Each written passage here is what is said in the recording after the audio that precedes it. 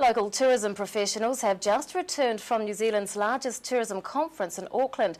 It saw hundreds of people from throughout New Zealand and overseas gather for 4 days of meetings, government announcements and events. Dunedin Host chairwoman Kylie Ruwhiu-Karawana was there, and she joins us to talk about the event's importance to the local tourism industry. Good evening. Good evening. Now tell us about the purpose of the conference, which is called Trends. Trends. It stands for Tourism Rendezvous New Zealand. Basically, it's a business-to-business opportunity for sellers to talk to buyers. So people who operate a tourism business in New Zealand or who are marketing a destination like Dunedin or like New Zealand as a whole, it gives us an opportunity to talk to people who are buying New Zealand or selling on to consumers, New Zealand or Dunedin as a holiday destination. Does Dunedin have a large presence at Trends? This was probably our largest presence that I've attended Trends with as part of Dunedin and within the Dunedin region. We had 6 operators as well as Tourism Dunedin there.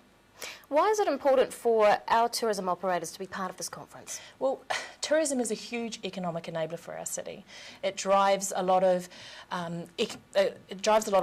foreign exchange into our economy. It brings people to our region to spend money while they're here. If we're not out there making people aware of what we have, making people aware of the depth and breadth of activities that people can do in Dunedin and extend their stay while they're in Dunedin, then we're going to lose them really quick to destinations like Queenstown and Christchurch. What kind of business really does come out of it?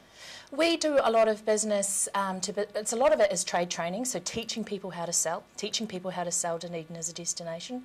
And a lot of it is about business to business in terms of saying if you're working with the cruise sector, if you're working with tour buses or if you're working with FITs, here's what fits within the Dunedin region and how you can sell that effectively to your consumers. Is it expensive to attend? It is expensive. It can be quite a large proportion of people's marketing budget. It's about between $5,000 and $7,000 for a registration to attend, and on top of that you have to pay for accommodation. But it is, the benefit outweighs the expense, I think, in the end, especially from a broader city expense. Tell us about the exposure that exhibitors get.